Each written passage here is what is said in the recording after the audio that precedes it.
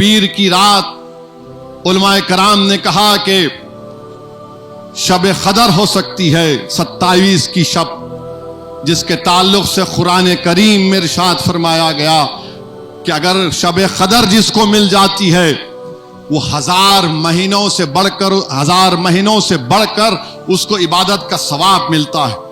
اور 1000 مہینے کتنے ہوتے؟ 83 برس، 83 ایئرز۔ ایک رات میں اگر آپ عبادت کر لیے اور وہ شب قدر اللہ اس کو قبول کر لیا انشاءاللہ، تو 83 برس، 83 ایئرز۔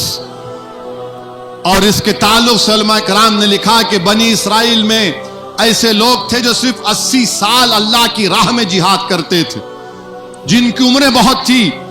رسول اللہ صلی اللہ علیہ وسلم کے دل میں خیال آیا کہ میری امت کی تو عمر کم ہے، وہ کیسے میرے رب کو راضی کریں گے؟ اللہ نے جبریل امی کو بھیجا اور کہا انا انزلناہ فی لیلۃ القدر کا سورہ نازل کر دیا کہ جو اس میں عبادت کرتا ہے اور جس خوش قسمت کو شب قدر مل جاتی ہے، اللہ سبحانہ و تعالی فرشتوں کو نازل کرتا ہے، جبریل امی آتے ہیں اور جس جگہ پر لوگ بیٹھ کر اللہ کا ذکر کرتے ہیں وہاں پر آ کر دعا کرتے ہیں ان لوگوں کے لیے، مصافحہ کرتے ہیں، ملتے ہیں ان لوگوں سے۔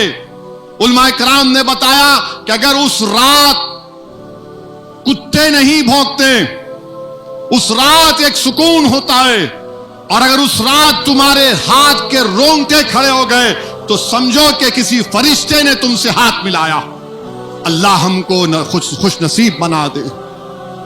میرے عزیز دوستوں اور بزرگوں، رسول اللہ صلی اللہ علیہ وسلم کی حدیث شریف ہے کہ فرشتے آئیں گے، ان محفلوں کو دیکھیں گے جہاں پر اللہ کا ذکر ہو رہا ہے، دعا کر رہے ہیں، قرآن کی تلاوت ہو رہی ہے، اور جب وہ جا کر اللہ کو بتائیں گے تو اللہ کہے گا فرشتوں بتاؤ کیا میرے وہ بندے جنت کو دیکھے؟ فرشتے کہیں گے نہیں دیکھے۔ تو اللہ فرماتا ہے اپنی شان کے مطابق کہ اگر وہ دیکھتے تو کیا ہوتا؟ پھر جب اللہ فرمائے گا کہ بتاؤ کیا انہوں نے میری جہنم کو دیکھا؟ تو بولیں گے نہیں دیکھے۔ اللہ سبحانہ و تعالیٰ فرماتا ہے کہ تم گواہ رہنا، میں نے ان تمام کی بخشش اور مغفرت کر دی جو میری رضا کے لیے، جو اپنی مغفرت کے لیے اور اپنی بخشش کے لیے مجھ سے بھیک مانگ رہے تھے۔ میرے عزیز دوستوں اور بزرگوں، اللہ کو راضی کرو، رو کر آنسوؤں سے راضی کرو۔ حدیث میں آیا کہ رسول اللہ صلی اللہ علیہ وسلم ہے، جبریل امی ہے، اور جبریل امی کہتے ہیں رسول اللہ صلی اللہ علیہ وسلم جب آپ کا امتی روتا ہے اس کا حساب کیا؟ وہ تو ڈائریکٹ جنت میں جاتا ہے۔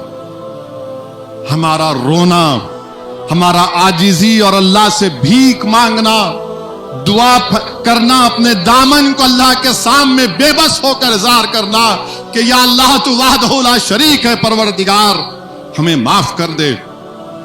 اور جو ہاتھ اللہ کی بارگاہ میں اٹھتے ہیں اللہ کو حیا آتی ہے اس کو خالی لوٹانے سے۔ تو میرے عزیز دوستوں اور بزرگوں، ہم کو کثرت سے دعا کرنا ہے۔